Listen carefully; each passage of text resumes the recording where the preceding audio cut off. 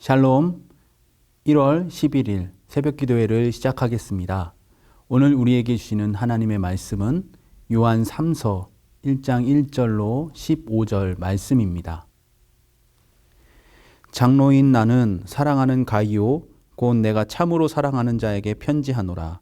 사랑하는 자여, 내 영혼이 잘됨 같이 내가 범사에 잘되고 강건하기를 내가 간구하노라. 형제들이 와서 내게 있는 진리를 증언하되 내가 진리 안에서 행한다 하니 내가 심히 기뻐하노라. 내가 내 자녀들이 진리 안에서 행한다 함을 듣는 것보다 더 기쁜 일이 없도다. 사랑하는 자여, 내가 무엇이든지 형제 곧 나그네 된 자들에게 행하는 것은 신실한 일이니 그들이 교회 앞에서 너의 사랑을 증언하였느니라. 내가 하나님께 합당하게 그들을 전송하면 좋으리로다. 이는 그들이 주의 이름을 위하여 나가서 이방인에게 아무것도 받지 아니함이라. 그러므로 우리가 이 같은 자들을 영접하는 것이 마땅하니 이는 우리로 진리를 위하여 함께 일하는 자가 되게 하려 함이라. 내가 두어 자를 교회에 썼으나 그들 중에 으뜸되기를 좋아하는 디오드레베가 우리를 맞아들이지 아니하니 그러므로 내가 가면 그 행한 일을 잊지 아니하리라. 그가 악한 말로 우리를 비방하고도 오히려 부족하여 형제들을 맞아들이지도 아니하고 맞아들이고자 하는 자를 금하여 교회에서 내쫓는도다. 사랑하는 자여, 악한 것을 본받지 말고 선한 것을 본받으라. 선을 행하는 자는 하나님께 속하고 악을 행하는 자는 하나님을 배웁지 못하였느니라. 데메드리오는 무사람에게도 진리에게서도 증거를 받았음에 우리도 증언하노니 너는 우리의 증언이 참된 줄을 아느니라. 내가 내게 쓸 것이 많으나 먹과 붓으로 쓰기를 원하지 아니하고 속히 보기를 원하노니 또한 우리가 대면하여 말하리라. 평강이 너희에게 있을지어다. 여러 친구가 내게 문안하느니라. 너는 친구들의 이름을 들어 문안하라. 아멘. 할렐루야. 오늘도 말씀의 자리, 기도의 자리로 나온 우리 모든 성도님들 가운데 주님이 주시는 은혜와 평강이 가득하기를 축복합니다. 오늘도 주님으로 인해 행복한 하루 되시길 바랍니다. 오늘 말씀의 제목은 진리를 위하여 함께 일하는 사람, 진리를 위하여 함께 일하는 사람입니다. 우리가 지난주 요한 1서 말씀에 이어 어제 주일에는 요한 2서, 오늘은 요한 3서의 말씀을 보게 되었습니다. 요한 2서와 3서는 비슷하면서도 다른 내용을 가지고 있는데요. 우선 두 서신은 공통적으로 순회하며 복음을 전하는 사람들을 어떻게 대할 것인가, 그들에게 어떤 태도를 취할 것인가를 다루고 있습니다. 이러한 내용을 다루고 있는 이유는 우리가 잘 알고 있듯이 바울이 전도여행, 이곳 저곳을 순회하며 말씀을 전하고 복음을 전파했던 것 같이 그 당시에 순회를 하면서 복음을 전하는 사람들이 많았기 때문입니다.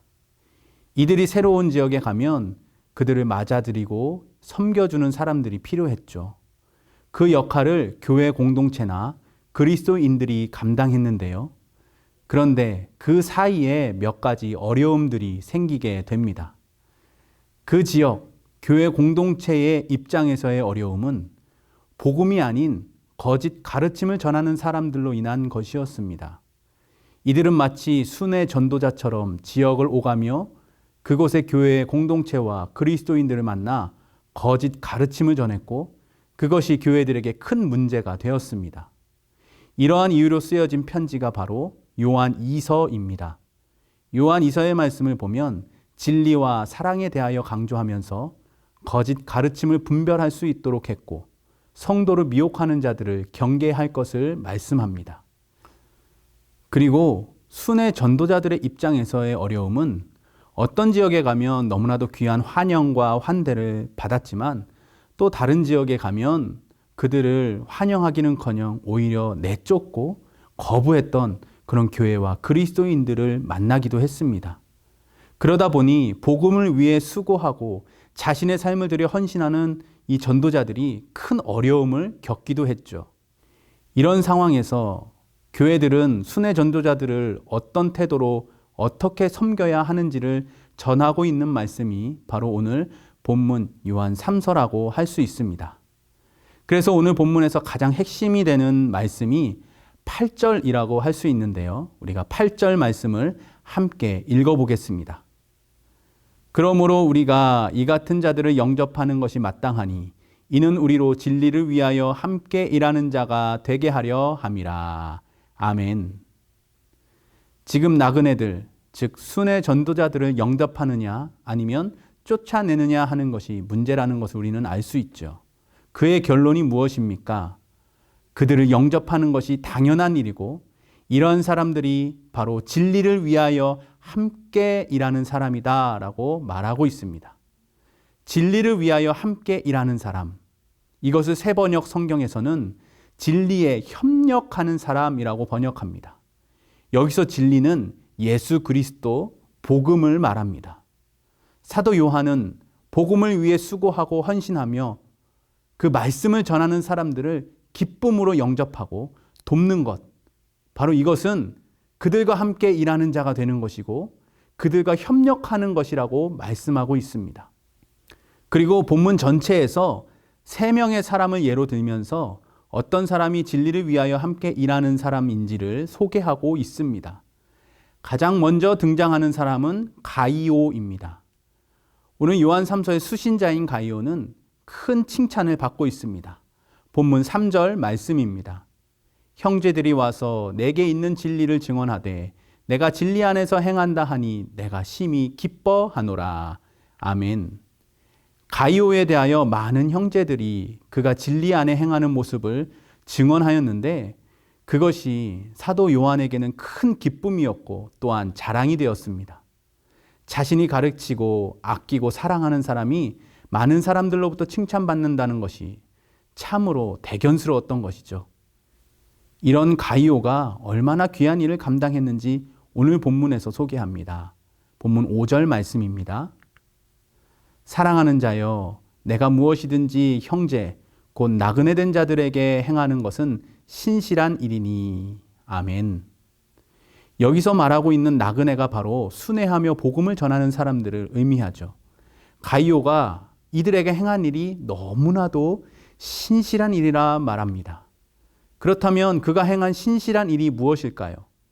본문에서 정확하게 설명하고 있지는 않지만 그 내용을 통하여 유추할 수 있습니다. 6절과 7절 말씀입니다. 그들이 교회 앞에서 너의 사랑을 증언하였느니라. 내가 하나님께 합당하게 그들을 전송하면 좋으리로다. 이는 그들이 주의 이름을 위하여 나가서 이방인에게 아무것도 받지 아니함이라. 아멘. 그 당시 순회 전도자들은 대부분 자비량 선교사였습니다. 그들이 사용하는 선교비는 스스로 만들거나 누군가의 후원을 받아야만 했습니다. 사도 요한은 이런 순회 전도자들을 위하여 가이오가 그들을 후원하고 파송해 주기를 바라고 있죠. 이렇게 부탁할 수 있는 이유는 그동안 가이오가 많은 전도자들에게 후원하였고 신실하게 그들을 섬겼기 때문입니다. 이렇게 앞으로도 계속해서 헌신해 주기를 바라는 마음으로 사도 요한은 가이오에게 권면하고 있는 것이죠. 선교사는 두 종류가 있습니다. 선교지로 파송받은 나가는 선교사, 그리고 그들을 후원하고 섬기는 보내는 선교사입니다. 직접 선교지에 나가서 복음을 전하는 것도 중요하지만 선교사를 후원하고 섬기고 기도하는 일도 매우 중요합니다. 한 명의 선교사를 파송하기 위해서 수십 명, 수백 명의 보내는 선교사가 필요합니다. 보내는 사람이 없이는 나갈 수 없기 때문이죠. 내가 나갈 수 없다면 가이오와 같이 보내는 사람이 되어야 합니다. 이것이 바로 진리 되신 예수 그리스도를 위하여 함께 일하는 사람이라 믿습니다. 자, 그리고 본문에서 또 한 명을 소개하는데요. 바로 디오드레베입니다. 그가 어떤 사람인지 성경에서 찾기는 어렵지만 오늘 본문의 말씀 가운데 그의 성향과 기질, 그가 어떤 사람이었는지를 발견할 수 있습니다. 본문 9절과 10절 말씀입니다. 내가 두어 자를 교회에 썼으나 그들 중에 으뜸되기를 좋아하는 디오드레베가 우리를 맞아들이지 아니하니 그러므로 내가 가면 그 행한 일을 잊지 아니하리라. 그가 악한 말로 우리를 비방하고도 오히려 부족하여 형제들을 맞아들이지도 아니하고 맞아들이고자 하는 자를 금하여 교회에서 내쫓는도다. 아멘. 디오드레베는 자신을 드러내기를 좋아했습니다. 으뜸되기를 좋아하는 사람은 자신이 돋보이고 자신이 최고가 되어야 합니다. 다른 사람에게 뒤처지는 것을 견디지 못하는 성격이죠. 칭찬을 받아도 자신이 제일 많이 받아야 합니다. 그리고 으뜸이 되는 일이라면 수단과 방법을 가리지 않습니다. 아마 디오드레베는 교회 공동체의 지도자였을 것입니다. 그렇기에 그만큼 자신의 권위를 세우기 원했고, 또한 본문 말씀과 같이 사도 요한을 비롯한 모든 복음 전도자들이 교회 공동체에 좋은 영향력을 주는 것을 방해했습니다. 그들을 환영하지도 않고 오히려 비방하고 그들을 맞이하는 것 자체를 금지시켰습니다. 우리가 진리를 위하여 함께 일하는 사람이 되려면 디오드레베와 같이 으뜸이 되고자 하는 마음이 아니라 섬김의 모습, 종의 모습이 되어야 합니다. 자신이 드러나지 않더라도 주님과 교회를 위한 일이라면 기꺼이 섬길 수 있는 마음, 다른 사람을 먼저 세워주고 배려하면서 주님의 은혜와 사랑이 자연스럽게 흘러갈 수 있도록 해야 합니다. 이제 마지막으로 세 번째 소개하는 사람이 있는데요. 바로 데메드리오입니다. 데메드리오 또한 많은 정보를 찾을 수는 없습니다. 그러나 오늘 본문에서 그가 어떤 사람인지를 짐작할 수 있죠. 본문 12절 말씀입니다. 데메드리오는 무사람에게도 진리에게서도 증거를 받았음에 우리도 증언하노니 너는 우리의 증언이 참된 줄을 아느니라. 아멘. 데메드리오는 무사람에게 인정을 받는 사람이었습니다. 화려하게 자신을 드러내지도 않고 포장하지 않아도 이들의 신실한 삶의 모습은 자연스럽게 나타나기 마련입니다. 진실한 사람들은 가랑비에 옷이 젖듯이 모든 사람들의 마음을 적십니다. 바람이 불어 향기를 날리듯 좋은 사람의 소문은 사람들의 입바람을 타고 흘러가게 되어 있습니다. 이렇게 자연스럽게 흘러가게 되면 가만히 있어도 모든 사람들이 알게 됩니다. 진실하게 사는 사람은 마음으로 통하고 마음으로 전달이 됩니다. 그리고 결국 모든 사람들이 인정하게 되죠. 데메드리오가 바로 이런 사람이었을 것입니다. 오늘 본문에서 데메드리오는 조금 전 소개한 디오드레베와 비교되고 있습니다. 본문 11절 말씀입니다. 사랑하는 자여 악한 것을 본받지 말고 선한 것을 본받으라. 선을 행하는 자는 하나님께 속하고 악을 행하는 자는 하나님을 배울지 못하였느니라. 아멘. 사도 요한은 데메드리오와 디오드레베 이 둘에 대하여 말씀과 같이 결론을 짓고 있죠.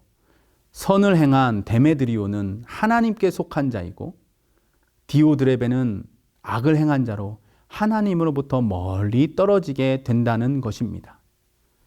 새번역 성경으로 본문 12절 말씀을 보면 데메드리오는 좋은 평을 받았다라고 말씀합니다. 그의 진심, 진실한 마음이 다른 사람들에게 전달되었다라는 것이죠. 그가 무엇으로 진실함을 인정받았겠습니까? 바로 성품입니다. 데메드리오는 하나님께 속한 자였습니다. 그렇기에 그의 삶을 통해 예수님의 성품이 나타났을 것입니다. 그의 삶의 성품의 열매가 그의 말과 행동으로 이어졌다라는 것이죠. 진리를 위하여 함께 일하는 사람, 이 사람들의 큰 특징은 예수님의 성품이 그의 삶을 통하여 나타나게 된다는 것입니다. 우리가 하나님의 부르심을 받아 함께 일할 때에 그 부르심에 합당한 겸손과 온유, 그리고 오래 참음과 사랑의 성품이 우리에게 나타나야 한다는 것입니다. 그때야 비로소 서로 하나가 되어 한 마음으로 함께 일하는 진정한 동역자가 될 수 있습니다.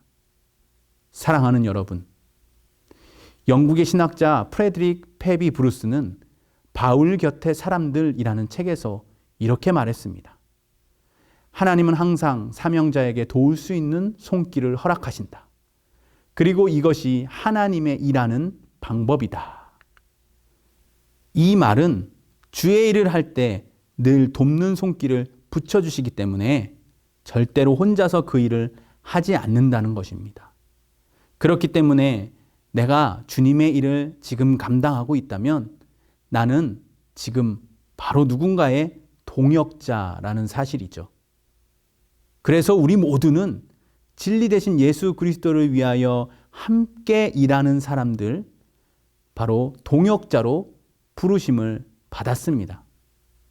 교사로, 또 성가대로, 또 여러 가지 봉사로, 특별히 이 새벽에 주님 앞에 나온 여러분은 진리를 위하여 함께 일하고 또 함께 기도하는 사람들로 부르신 줄로 믿습니다. 오늘 말씀 기억하며 나는 오늘 이 하루를 진리 대신 예수 그리스도를 위하여 함께 동역하는 사람, 동역자로 어떻게 살아가야 할 것인가 함께 생각하고 고민하고 기도하는 우리 모든 제천제일교회 믿음의 권속들이 되시길 주님의 이름으로 축원합니다.